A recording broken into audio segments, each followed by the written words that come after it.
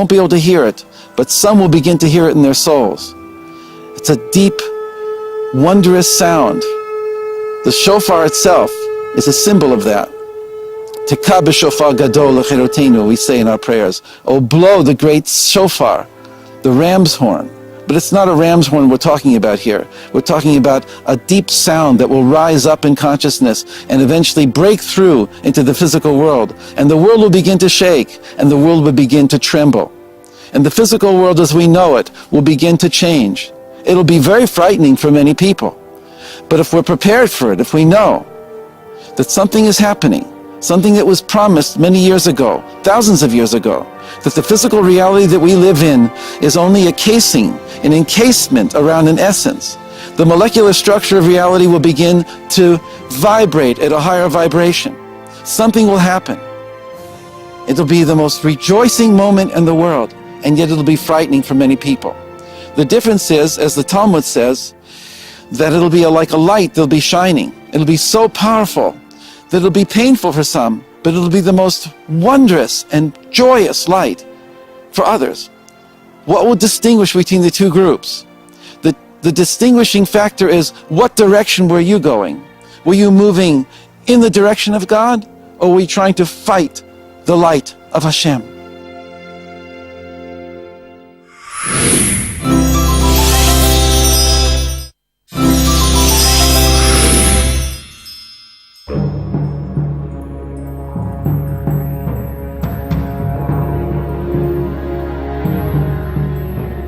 All the scholars that are, and I mean all the scholars, which are familiar with the subject, the issue, the matter of Moshiach, how it appears in all the ancient sources and medieval sources and modern sources, and all the sources from all times.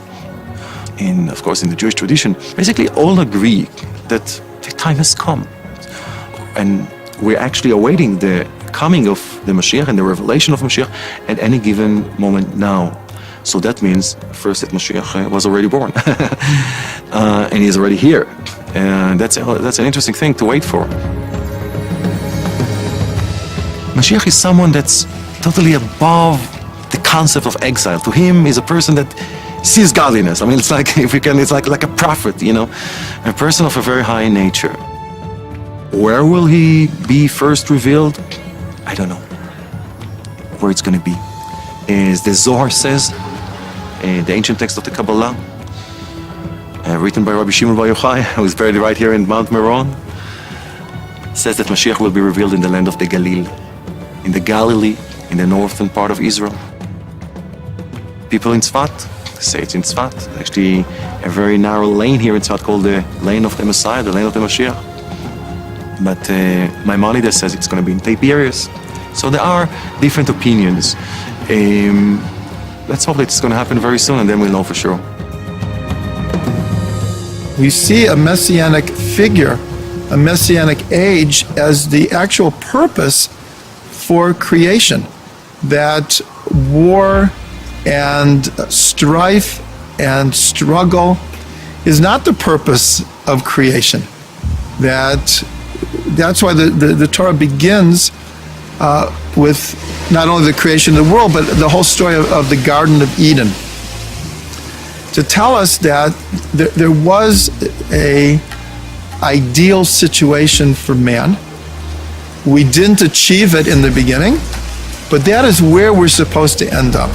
So the Messianic era is really a vote of confidence in the goodness of man, and a belief that the Creator did not create the world to be war and havoc, that ultimately we will come to a place of what we call the final redemption, where mankind will learn to live in peace and harmony together.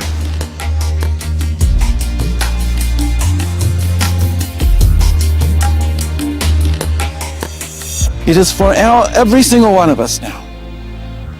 Every single nation in the world, every single individual of every single nation, for us to know that it's time to move in the direction of recognizing there is a Creator, and that He put us down here on this stage, this drama, for a reason. And it's not always been like this, and it's not always going to be like this. It's a specific time that earth life was going to be like it is now. And the time is coming now when we're coming to the end of the scene. And the Creator, as we believe, will reveal himself. He who moves towards the light will rejoice in the light. He who tried to deflect the light, he who tried to stop the light, he who tried to distort the light, he who tried to teach false teachings, have a chance also. But why not start now?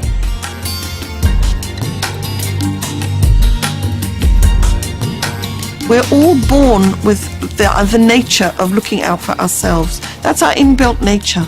So we think that that's normal and we think that that's right. But ultimately the world has to move from that consciousness to the consciousness that we are all one world and we all have to cooperate together. And that is the teaching of Moshiach. And Moshiach when Moshiach comes, that is what he's going to teach us. So we need enough people around who've already got that consciousness, who've already got that awareness that this is the way forwards. Otherwise his message will fall upon deaf ears and people will not understand what he's saying.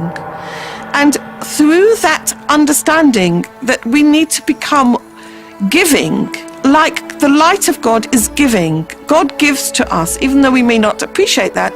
The light of God is giving to us, just like the light of the sun gives all our warmth and all our food and all our energy. The light of God gives all our life force to us. And just as God is giving to us, we need to be like him. We need to be what Rabbi Ashlag calls in affinity of form with him. And therefore, we become like God. When we are like God, then God is able to give all the goodness, all the light, all the pleasure, all the beauty, all the health, all the wonderfulness that we really need. And that is the teaching of Moshiach, that we become more in consonance with God so that we are then able to receive the end of days, the redemption, when all of God's light will be revealed, all his goodness will be open, and everybody will receive everything they need. So how will we know that Moshiach is here, that Moshiach is coming? It's not just the human being. It's the force itself that will enter into each one of us. The sense of something happening. And if we're already doing what we want to be doing when Moshiach comes, that's the best way. To love each other, to appreciate, to honor other human beings, to appreciate the world and honor the existence of the presence of the Creator in the world. To stop destroying our planet. To work towards coming together in higher and higher ways, of working together with community, with nations, with the world. The consciousness is already dawning. It's for us to now move into that consciousness, to be born with that great birth, to emerge with that great emergence.